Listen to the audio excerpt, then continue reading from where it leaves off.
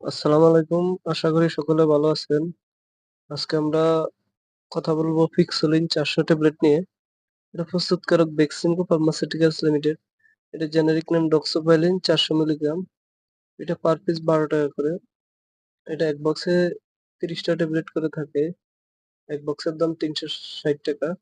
এছাড়াও যদি আপনি ১ পাতা নিতে চান, ১ পাতার দাম হলো ৳১২০ করে। এছাড়াও এটি সিরাপ আকারে পাওয়া যায় এবং ২০০ এমজি আকারে ট্যাবলেট পাওয়া যায়। নির্দেশনা কি জন্য ফিক্সোলিন ৪০০ এমজি ডাক্তারগণ দিয়ে থাকেন। এটা সাধারণত অ্যাজমা, হাঁপানি, শ্বাসকষ্ট ও কাশি নিরাময়ের জন্য ডাক্তারগণ দিয়ে থাকেন। এছাড়াও এটি bronchial asthma, bronchospasm, chronic obstructive pulmonary disease, spastic ও ব্রঙ্কিয়াল উপাদান সহ ফুসফুসের রোগ। ফার্মাকোলজি ডক্সোভাইলিন একটি আদর্শ শ্বাসনালী সম্প্রসারক। গঠনগত দিক থেকে ৭ নম্বর পজিশনে ডাইঅক্সিলেন গ্রুপ থাকার কারণে এটি থিওফাইলিন থেকে আলাদা। ডক্সোভাইলিন নির্দিষ্টভাবে ফসফোডাইএস্টারেজ 4 কে বাধা প্রদানের মাধ্যমে শ্বাসনালীর নিঃসরণ মাংসপেশির প্রসারণ ঘটায়।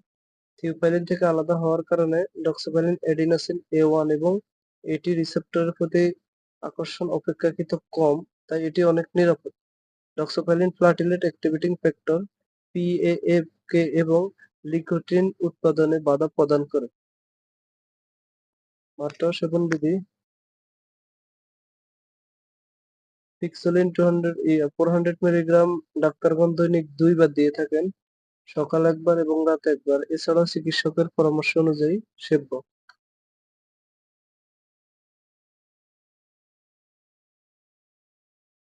পার্শ্বপ্রতিক্রিয়া জেনতুন-সমূহের দ্বারা চিকিৎসারত রোগীদের ক্ষেত্রে বমি বমি ভাব, বমি হওয়া, মাথা ব্যথা, খিটখিটে ভাব, অনিদ্রা, টাকিকার্ডিয়া ইত্যাদি।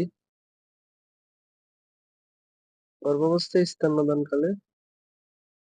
স্তন্যদানকালে ব্যবহার পানিদেহে দেখা গেছে যে মায়ের গর্ভে ও জন্মের পর শিশুর বৃদ্ধিতে ডক্সিভাইলিন বাধা প্রদান করে না।